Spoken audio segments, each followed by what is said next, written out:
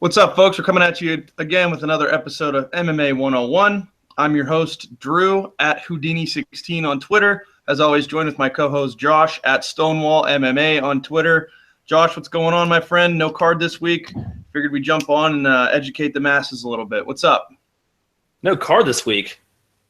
Talking about Chael P. Sonnen. I'm thinking UFC. Yeah, sorry. Taking on Tito Ortiz, the corpse of Tito Ortiz. So we got some Bellator running unopposed this weekend, kind of like Chael P. in Oregon running unopposed. Yep. So you gonna sit down and watch that or what? Actually, funny story. I'm going to Deep Creek, Maryland, Friday night, and Saturday I was basically forced into representing where I work, my job at a charity event, and it is a sumo wrestling event. They are flying in 4 600-pound sumo wrestlers, and then some local sports B-list sports celebrities from Pittsburgh are going to be in it.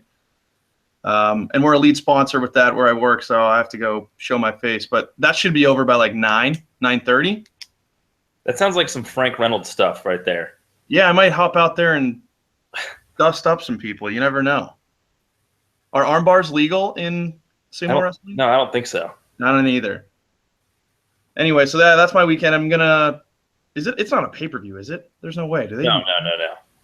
Yeah, I'm definitely gonna record that. I got to see my boy, Chael P. Sonnen, from the mean streets of West Lynn, Oregon. So yeah, I'm looking forward to him. He always knows how to sell a fight. While we're on the topic, we might as well dive into that first. Originally, we were going to do it second. Chael P. and Tito, a couple legends. Bellator cashing in on their name value. I don't know if you saw the press conference today. I don't think you did. No, I did not. So a little quick overview. The highlight of it for me, Tito was making a comment about how Chael uses his mouth to get good fights. That's an important part of the story. Uses his mouth to sell fights and get big fights.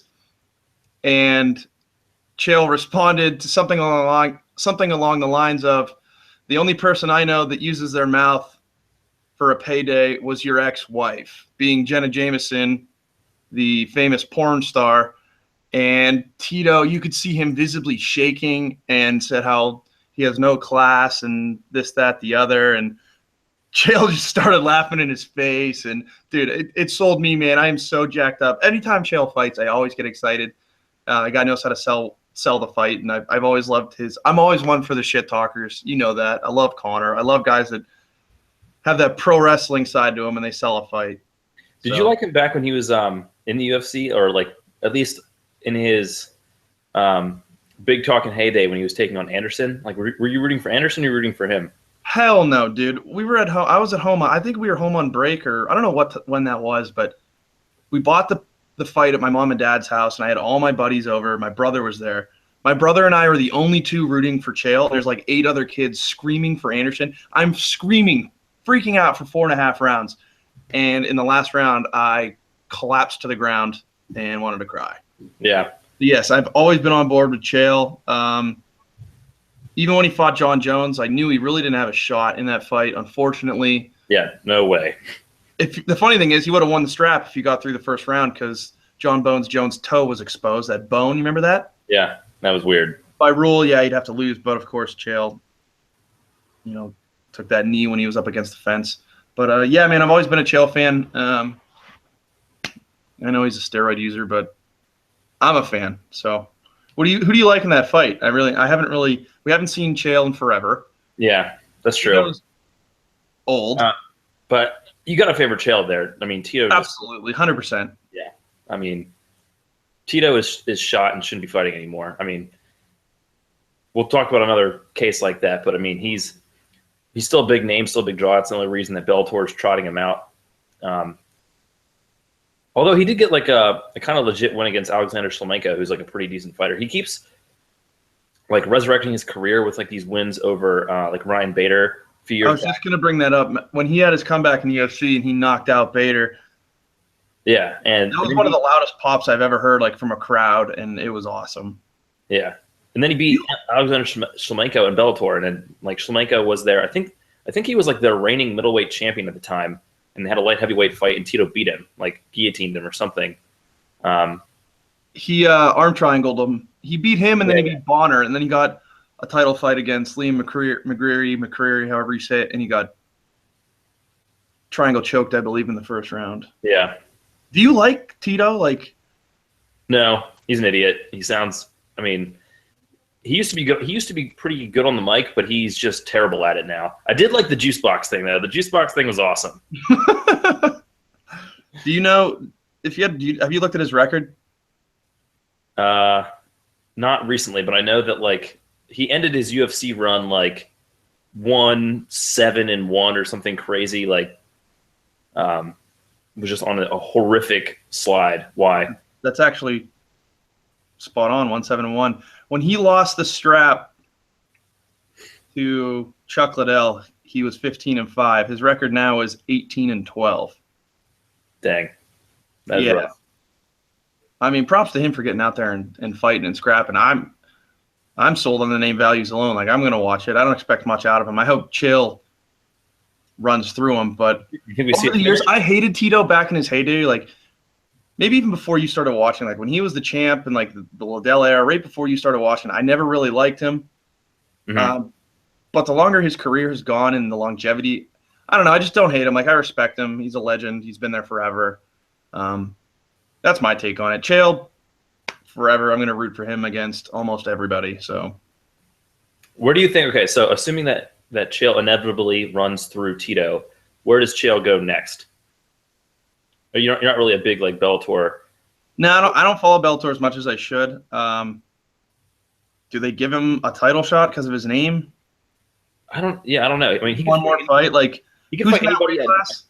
Huh? Who's in that weight class? Oh, Vanderlei. Ooh, boy, I'd love to see that. They have some unfinished business. Yeah, I forget. I think Vanderlei, he was supposed to fight Krokop and Rizin, and then he had to pull out for some reason. But yeah, him fighting Vanderlei would be that's the fight right there. Chael doesn't need title fights. He's just name enough. This is their biggest card in forever, and there's no title fight. He doesn't need one, but he can fight anybody at light heavyweight or middleweight. Is King Mo and Rampage, are they still relevant? Are they at? I mean, they're still around. King Mo's like a little bit more of a legitimate fighter, but he'll go over to Rizin in Japan and fight there a little bit. Like, he fought in the Openweight Grand Prix, but he got knocked out by Krokop. Did you see that at all? Maybe. Okay. I might recognize the like the highlight stuff. I didn't watch it live. Yeah. I mean, but anyway, so Rampage. I don't know what Rampage's deal is. He doesn't really need to fight. He's, I don't know, rich enough on sponsorships and his Twitch channel and his other businesses or whatever. So he doesn't really need to fight. I wish that he'd fight. I wish that he was more active because he's like another one of those dudes who's always entertaining. That nostalgic. Yeah, I think I saw a tweet from Bellator today that he might be coming back from. That he might be coming back in like March, potentially. So cool. That'd be good. But yeah, but Chael could fight Rampage. He could fight King Mo. He could fight Vanderlei. He could fight like literally anybody in any of those divisions. So they really hit the money when they signed Chael. There's no way that Chael could pass USADA drug testing. So just send him over to Bellator. Next best thing. Yeah. All right. Anyway, let's move on to the second topic. BJ Penn versus Yair Rodriguez. Everybody knew what was going to happen. Yeah, that was. I think you and I kind of felt the same way. Sad to see BJ go out like that, even after he gave the quote, "Empty your bank account and bet it all on me." Luckily, I didn't listen to him or take his advice. Smart. Man, yeah, he's just the sport's passed him by at this point in his career. And Yair Rodriguez is a star on the rise. Not really much I can say about BJ. He's still got one of the biggest hearts in the freaking game, man. He was taking an ass whooping and still fighting back and still looking for position. And nothing but respect to the legend, but I think it's time to hang up those 4-ounce gloves. Yeah, I mean, he definitely doesn't need to keep fighting. He's got no reason to. He's definitely not going to win a third title at featherweight, so there's not really – I mean, that was his goal. And there's just no way he can fight someone like, I mean, if he can't beat Rodriguez, he's not going to beat Holloway or Aldo or come anywhere close to that. So there's not really much of a point. I mean, he could fight. Do you think that he could beat anybody on the roster at this point, or is he just too shot? Like, his last two performances looked really bad, but he was fighting Frankie Edgar, who was at featherweight. Frankie Edgar has looked pretty much amazing against everybody except Aldo. And Penn had that like really weird upright, herky jerky, like hopping around stance thing. So he just looked awful in that fight, period. And then he fought Rodriguez, who's like one of the most offensively dynamic people. Just a really bad stylistic matchup for him. Penn needs to get in boxing range to like work his counterpunching, and that's just like Rodriguez is not going to let him do that. I think he tried to pressure a little bit out of the gate, but got hurt, I think, and then Rodriguez just teed off on him freely. Like you can't retreat from Rodriguez. You have to stay in his space. Yeah. And Penn just couldn't do that. So do you think that he just had bad matchups, or is he just totally shot? Dude, he's done. Yeah. He's just, I love him. He's a legend as always. One of the best champions ever. 2 division champ.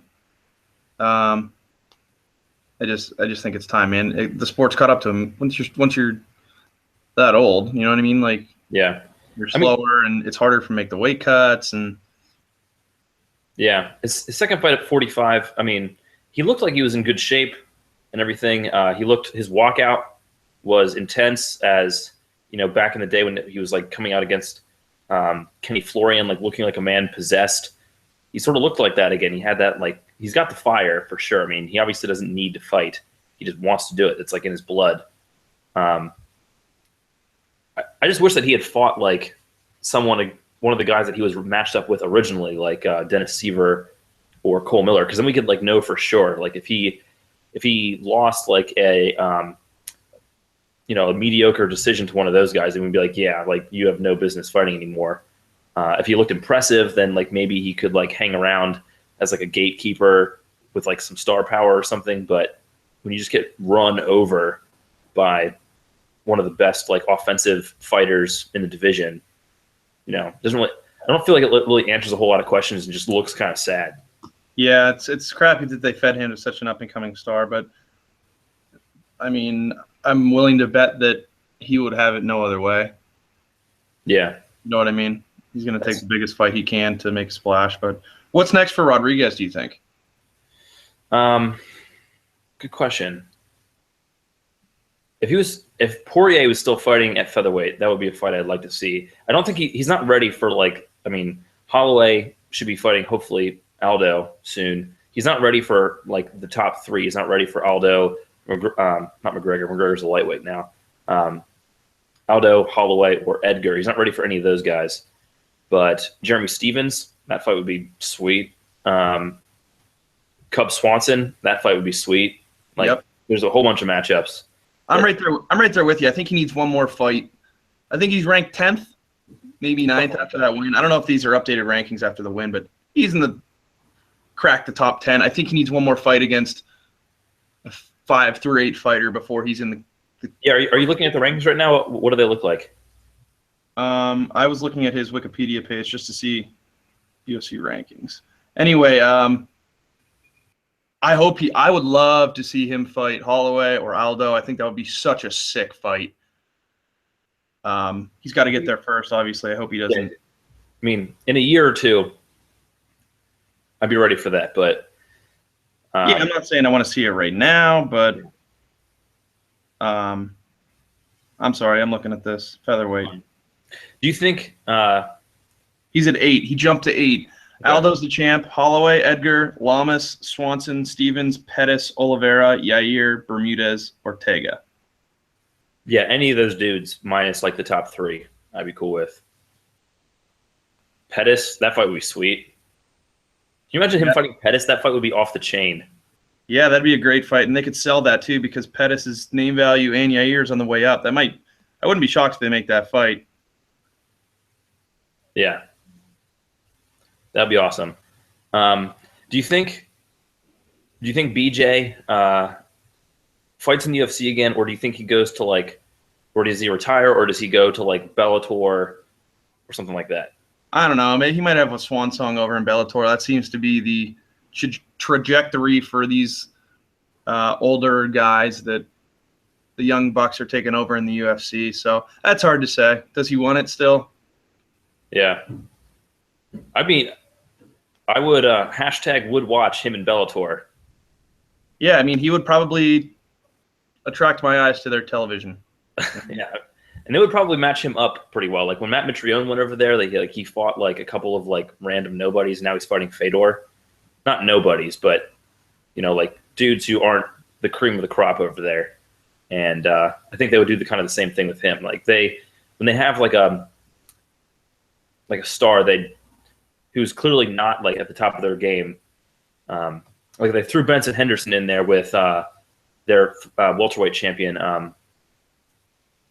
Sarnovsky, or I forget what their welterweight champion's name was at the time, which is terrible. I should know that. Anyway, is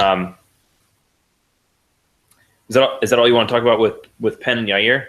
Yeah, I think that covers it. Let's add something real quick. Real quick. Ultimate Fighter, TJ Garbrandt.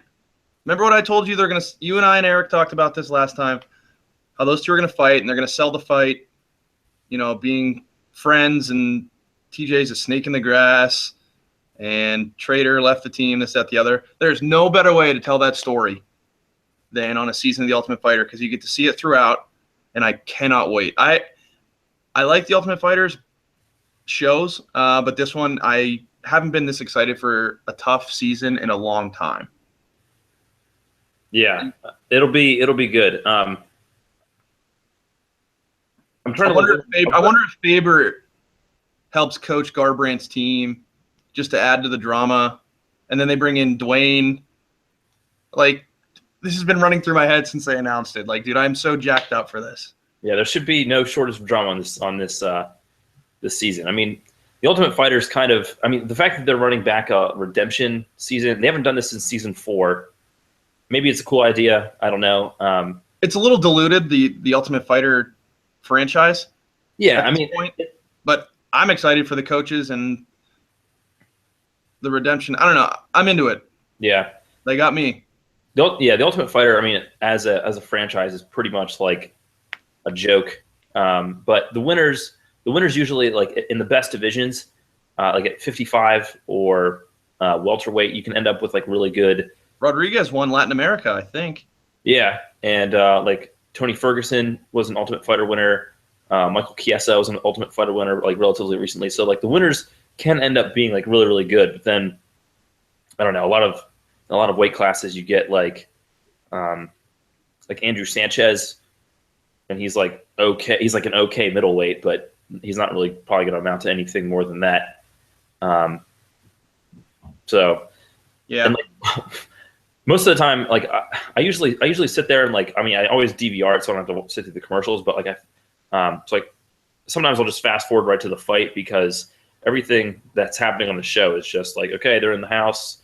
Okay, somebody gets in the other dude's way in the kitchen. They get all hot and bothered. I hate that part. I'm more excited for the coaches and the training, and that's the part that sells me on it, and I can't wait to see that. This will be good. This will be a good season for that aspect of it. We don't need to see them getting drunk and like pranking each other in the house. That got old after season 1. Yeah, it was cool for a little bit when Josh Koscheck. No, it was Diego Sanchez who got blasted, and Koscheck just was effing with him. But all right, let's get into the last topic real quick here. Everybody's heard about it. Floyd Mayweather, Conor McGregor, boxing match. Floyd says he wants 100. Dana White comes out and says, I'll pay both you 25. Here's my hot take on this, and I'm sure others agree. Dana White offers $25 million to both of these guys. Because A, he can't offer more money to Floyd than his golden boy. B, he knows Floyd is going to scoff at $25 million, which he already has. So I think this is all smoke and mirrors. I don't think this fight's going to happen. I would love for it to happen. But Floyd has more to lose in this fight, and he's not going to take it. I don't even know who would win. Who do you think? Floyd is very defensive You think Floyd would storm him? Yes, dude. Yes.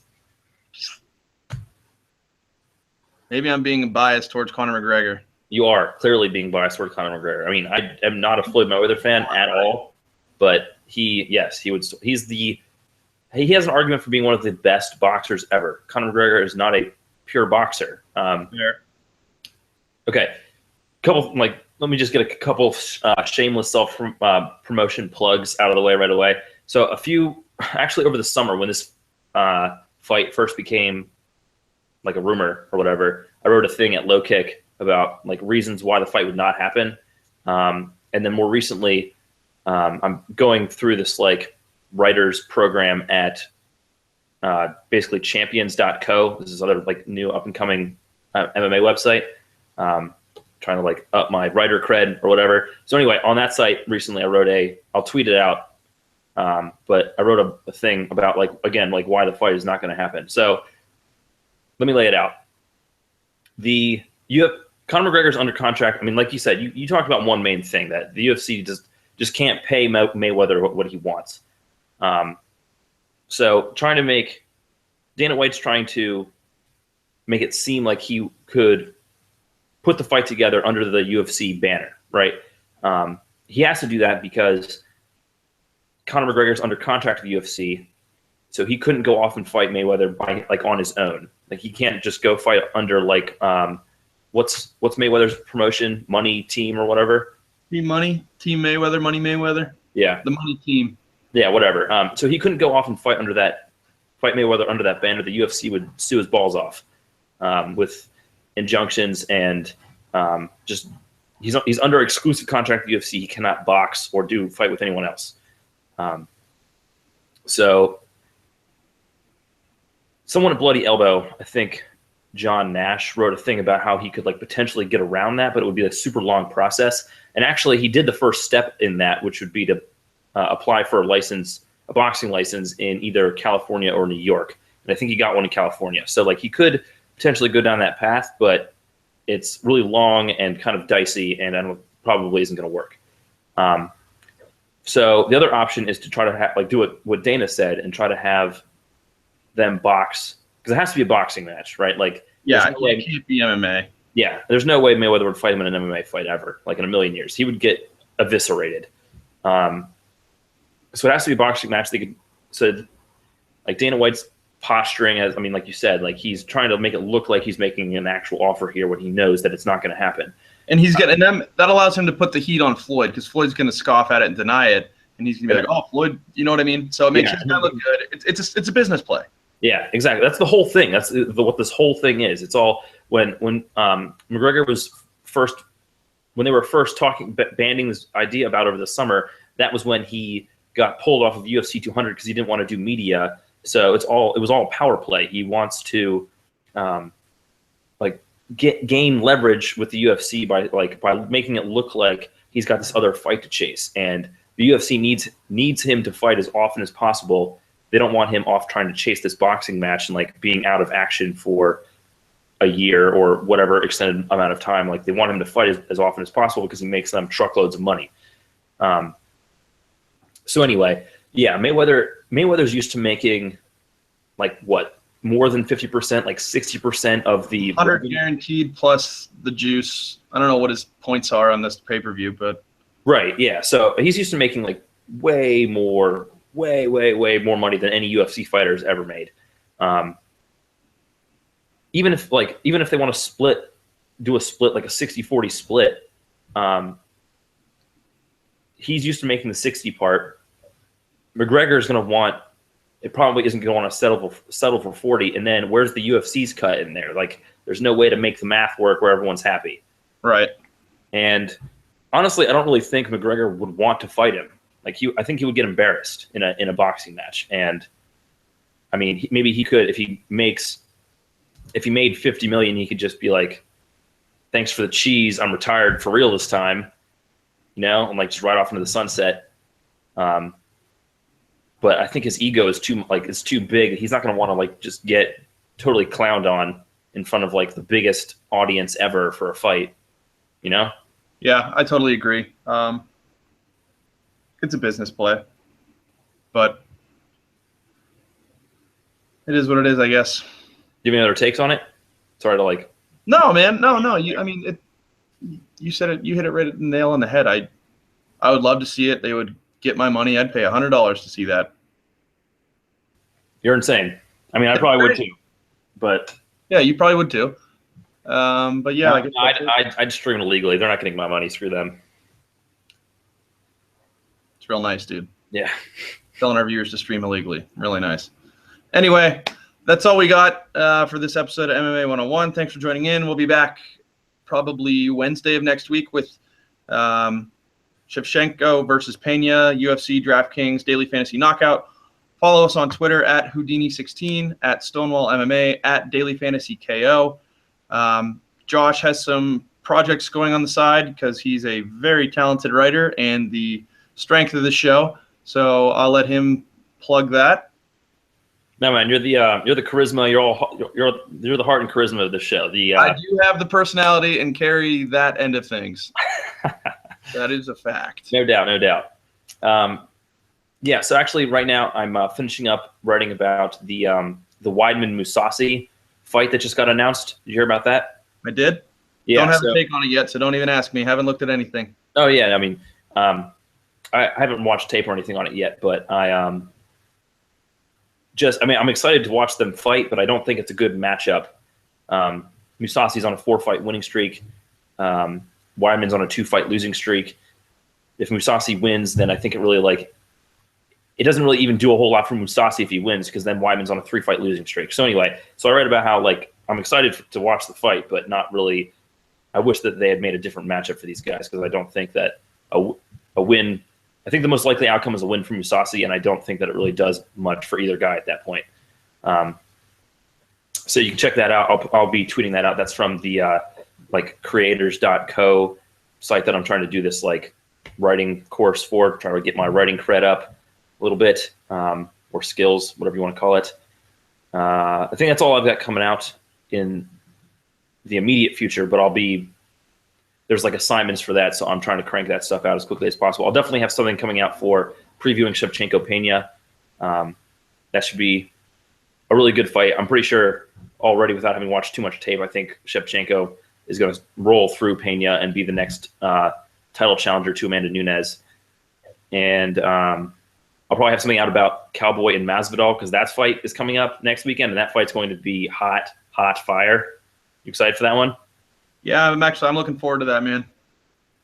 Cowboy Masvidal is going to be amazing. So definitely make sure you tune in for that. Anyway, I think that's about all I got. Make sure you guys subscribe to our YouTube channel or the podcast on iTunes or whatever. Give us a positive rating, a like. It's a thumbs up button down there below the screen. That helps us out. We appreciate it. Muchas gracias. I think that's it. Yep, that's it, guys. Thanks for joining us again. As always, tune in on Wednesday for another episode of Daily Fantasy Knockout. For my co-host, Josh, I'm Drew. Thanks for joining us, and we'll see you on Wednesday. Peace. Peace.